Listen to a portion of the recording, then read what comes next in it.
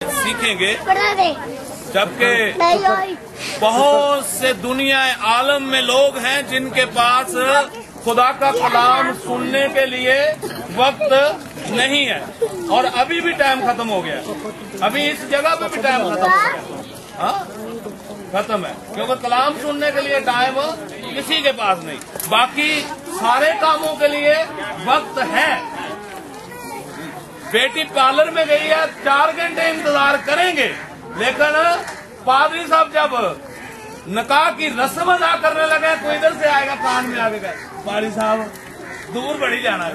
हाँ, तो क्योंकि खुदा के कलाम के लिए लोगों के पास वक्त नहीं है, तो इस वक्त को खातिर में लाते हुए अभी भी मैं 5 मिनट सिर्फ आपके दूंगा, ठीक है? 5 मिनट के लिए सिर्फ तवज्जो कीजिए, 5 मिनट के लिए सिर्फ हमने सीखना है कलाम मुकद्दस में, ठीक है? क्योंकि खुदा किसी चीज का महताज, किसी चीज का महताज, बोले सारे, किसी चीज का महताज, हम सब उसके महताज, हम सब उसके महताज हैं, हम सब उसके महताज। हाँ, इमाल की किताब, इमाल की किताब उसका 17 बाब और उसकी 24 और 25 आयत। हालेलुया।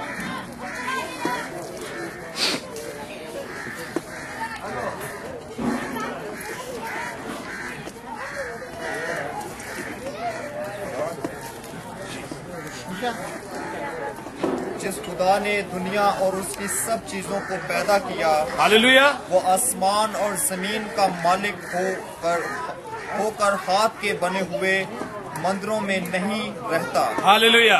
ना किसी चीज का मोहताज होकर आदमियों के हाथ से खिदमत लेता है, क्योंकि वो तो खुद सबको जिंदगी और सांसें और सब कुछ देता है। आमीन। खुदावन के पाक कलाम के पढ़े और सुने जाने पर उसकी बरकत हो। सारी जमात बोले आमीन, आमीन, आमीन, आमीन। खुदावन को जरा अपना हाथ दिखाएं, एक दफा हाथ दिखाएं, बोले खुदावन हम सीखना चाहते हैं। आज के इस मुकद्दस और पाक रस्म के दौरान हम खुदा के कलाम को सीखना चाहते हैं। इसके वसीला से मैं बताना चाहता हूं कि कलाम मुकद्दस के मुताबिक जब खुदा ने हर चीज को तख्लीक किया, गौर से सुनिए, सिर्फ 5 से 10 मिनट हो गए, ज्यादा टाइम नहीं होगा। जब खुदा ने हर चीज को तख्लीक किया तो खुदा ने जब नैयर अकबर बनाया, जब नैयर असगर बनाया, तो हर चीज बनाने के बाद खुदा क्या कहता रहा जी? ये अच्छा है, ये अच्छा है। बाइबल मुकद्दस पैदाइश की किताब उसका 1 बाब आप जाकर घर जाकर तिलावत कर सकते हैं। खुदा ने जब नबातात को बनाया, हर चीज को जब बनाता गया, मुंह से हुक्म सादर होता गया, तो हर चीज वजूद में आती गई। पानी को कहा पानी से जुदा हो जा, तो होता गया। और लेकिन हर बात के बाद खुदा यही कहता रहा कि ये अच्छा है। ऐसा ही है जी, ऐसा ही है। और इसके बाद खुदा ने आदमा से, यानी कि आदमा उसको इसलिए कहा गया, आदमा इब्रानी जुबान का लफ्ज है जो कि मट्टी के लिए इस्तेमाल होता है, और मट्टी से खाक का पुतला बनाया, और उस खाक के पुतले में जिंदगी का सांस जब फूंका गया, और उसको बनाने के बाद खुदा ने कहा कि इसका अकेला रहना, सारी चीजों के लिए तो खुदावन कहता रहा कि अच्छा है, लेकिन जब आदम को बनाया गया तो खुदा ने कहा कि इसका अकेला रहना अच्छा नहीं है। तो इसलिए ये उसके लिए एक मददगार बनाया, उसके लिए एक मददगार बनाया गया। और इसलिए इंसान का अकेला रहना अच्छा नहीं, ठीक है जी? इसलिए इंसान का अकेला रहना अच्छा नहीं है। इसी तरह जैसे कि अभी आपके सामने तलावत की गई कि खुदा जो है वो आसमान और जमीन का मालिक होने के बावजूद हाथ के बनाए हुए मंदिरों में नहीं रहता। वो कहाँ रहना चाहता है? वो हमारे दिलों के अंदर रहना चाहता है। वो कहाँ रहना चाहता है? वो हमारे दिलों के अंदर रहना चाहता है। इसके साथ साथ वो किसी चीज का महताज, वो किसी चीज, उसको हमारी इबादतों की कोई खास जरूरत नहीं। लेकिन हम जब भी कोई खुशी का मौका होता है, जब भी कोई अच्छे खुदावंद हमें दिन दिखाता है, तो फिर हम खुदा को समटाइम भूल जाते हैं, खुदा को भूल जाते हैं।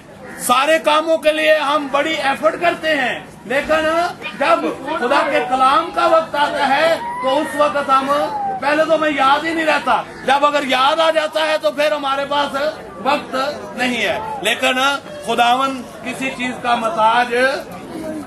का महताज नहीं है, बल्कि वो क्या करता है? वो ना आदमियों के हाथों से कोई खिदमत लेता है, आदमियों के हाथों से उसको किसी खिदमत की जरूरत नहीं, बल्कि वो तो खुद हमें क्या देता है? सांस और जिंदगी। सांस क्या है कि जब मिट्टी का पुतला खलक किया गया और उसके नथनों में जिंदगी का सांस फूंका और वो क्या हुआ जी? जीती जान हो गया। वो तो खुद हमें क्या देता है? सांस। जिंदगी क्या है? जिंदगी जो हम दुनिया में गुजार रहे हैं, इसमें हमें जरूरियात जिंदगी भी मुहैया करता है। और जो उसके बेटे को अपने दिल में अपना लेता है तो उसकी हमेशा, क्योंकि खुदावंद यीशु मसीह इसलिए आया कि वो जिंदगी पाए, और कितनी जी? थोड़ी के या बहुत ही कसरत की। वो क्या करेंगी? कसरत की जिंदगी पाए। वो किसी भी चीज का महताज नहीं है। वो तो बल्कि ना हमसे हाथों से कोई खिदमत लेता है, बल्कि वो हमें जिंदगी और जिंदगी की सांस देता है। तो इसलिए हमको बहुत जरूरी है कि हम हर बात में क्या करें? अवलियत किसको दें जी? अवलियत किसको दें? यीशु मसीह। आप काना गलील की जो एक कहानी है उसमें हर शख्स वाकिफ है, लेकिन उसको अमल में कभी नहीं लाते। उसमें क्या था कि अगर खुदावंद यीशु मसीह उसमें शामिल ना होते तो खानदान के लिए क्या था? शर्मिंदगी, बेइज्जती। लेकिन उन्होंने अवलियत दर्जा किनको दिया था जी? उन्होंने उस शादी में सबसे पहले खुदा को बुलाया।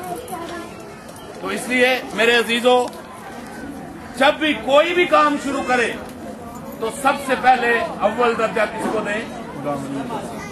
क्योंकि वो किसी भी चीज का महताज नहीं है। वो ना ही हमारी हाथों से कुछ खिदमत लेता है, बल्कि वो तो खुद हमें क्या करता है जी?